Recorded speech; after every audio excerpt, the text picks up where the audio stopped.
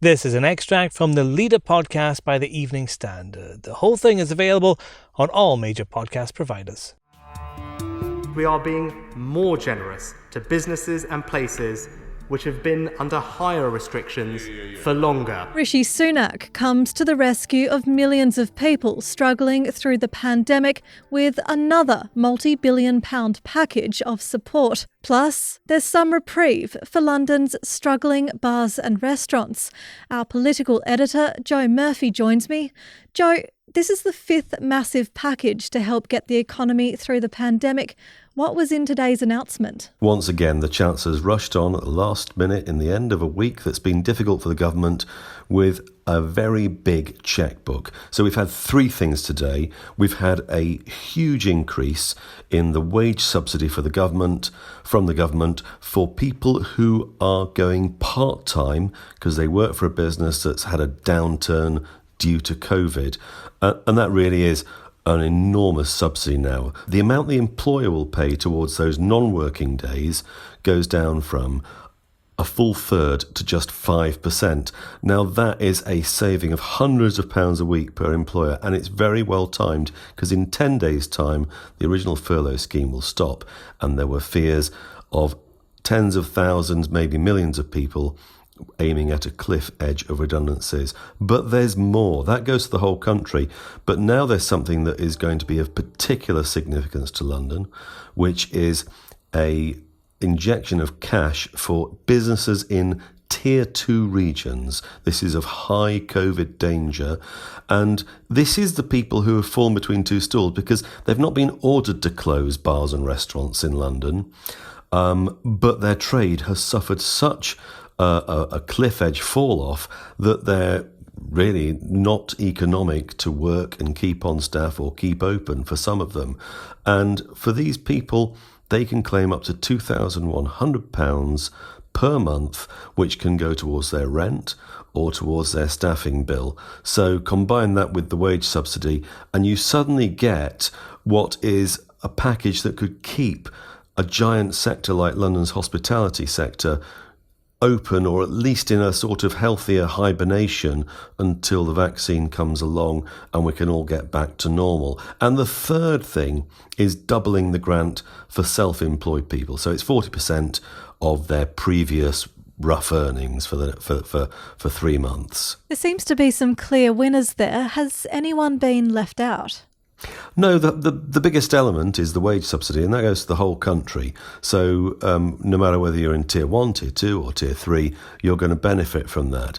But there is a narrative under the surface of this, which is being picked up by Labour. They're saying these Tier 2 help, which is going to really help London's hospitality sector. Annalise Dodds said to the House, well, Manchester was in similar restrictions to Tier 2 for weeks with no extra special help.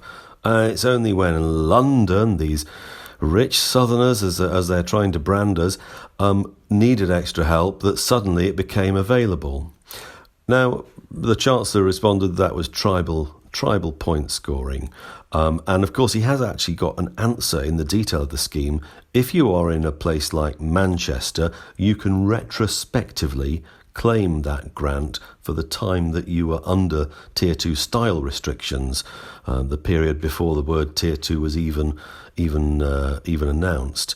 So he has got something to take the sting out of that. And the question is, can Labour make this allegation stick? This allegation that this government doesn't care as much about the North, where it made those crucial gains at the 2019 general election, as it does about the South. That's going to be one of the two big questions, I think, of the next few weeks of COVID. The government got in a tangle in Manchester this week. How has that played out here? This may politically shore up the government a bit after what has been, I have to say, a really bruising week. I spent a bit of time this week talking to Conservative MPs up north, including in those red wall seats that the Tories won last year in the general election, where, of course, MPs are sitting on, in some cases, 3-figure, 2-figure majorities, and they're very nervous. If you go back to Tuesday, the Mayor of Manchester, Andy Burnham, a former Labour cabinet minister, gave the government an absolute kicking when the package of help for Manchester through local authorities was 5 million short of what he asked for.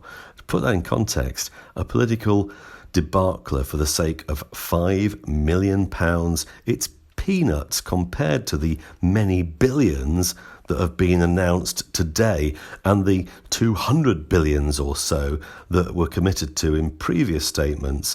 It was an own goal a lot of Tory MPs felt, and the Chancellor has run onto the pitch now at the end of the week, and he's equalised perhaps, and perhaps that's going to improve the prospects for those Tory MPs. They'll be grateful. So what impact can we see this new package have? Will it bring the crowds of people back? Well, I think what we're seeing immediately, and bear in mind people are looking at the small print to see whether this is as generous as it first appears, but the immediate thing is a sense of we don't need to panic quite so much, because the hospitality sector was basically handwriting redundancy notices for much of its staff in places like London, because don't get me wrong, it's not the whole of London. If you go to the suburbs, you'll see restaurants that are doing quite well.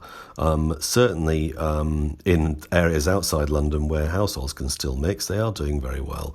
Even in London, families are going together to restaurants now and again.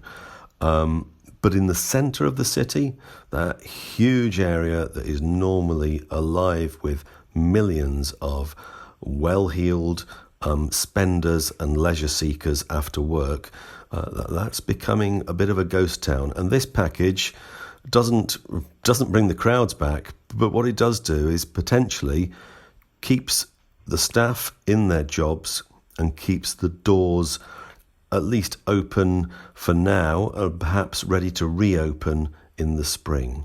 And that's a huge benefit to London.